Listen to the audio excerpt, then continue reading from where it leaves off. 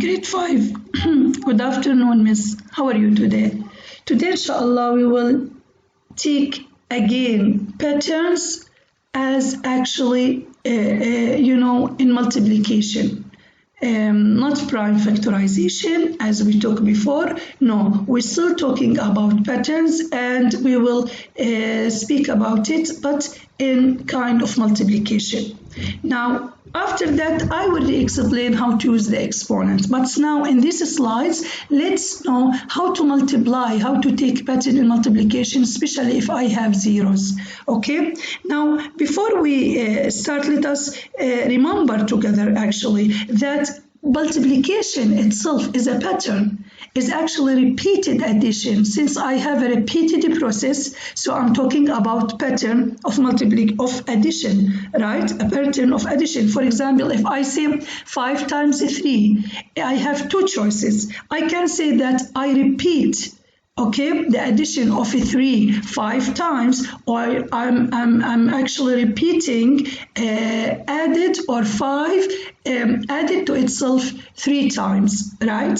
So actually multiplication itself, it's a repeated addition pattern, okay, or it's an addition pattern. Now if you, as they said, if you multiply, actually you add the same number to itself as the many of the times that you multiply with.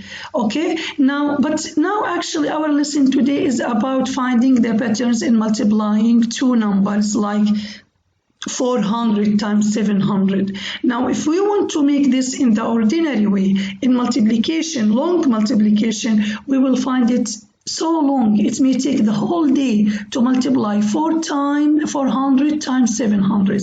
Okay, not the whole day. We can say only whole hour to multiply only 400 times 700. Now we can start multiplying 4 times, 0. As if we want to do it as we actually ordinary as we do in long multiplication, we will start multiplying 0 times 0 plus 0 times 0, then 0 times 7, then 0 times 0, then 0 times. We will keep multiplying 0 by itself, although we know that the answer is 0.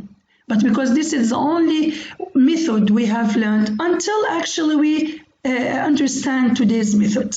Now, if you can notice that if you look at the basic numbers and ignore the zeros, you can see that 4 times 7, it equals to 28. Okay, now imagine that we have a pattern after that. If we multiply 4 times 70, not 7, we will see that it's 280.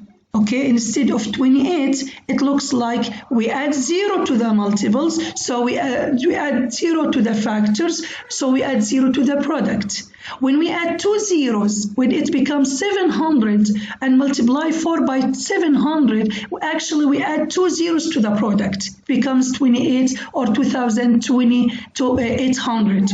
Or 2800, okay? When we add 3 zeros to the to the factors or to the multiples, actually the product is the same number, which is 28, but we add 3 zeros to it. So as you can notice, we can multiply depending on this pattern, 3 zeros here, 3 zeros here in the other side, 4 zeros in the left side, 4 zeros in the right side. You can notice that we can multiply the numbers without zeros, then we will add the zeros finally to the final answer. Let's, for example, yes, these are actually the steps. We start finding the basic, then we count the number of the zeros in the each sides. There are 4 zeros, so actually we write the zeros to the right of the product in step 1. This explains the whole lesson. Okay, this explains the whole lesson.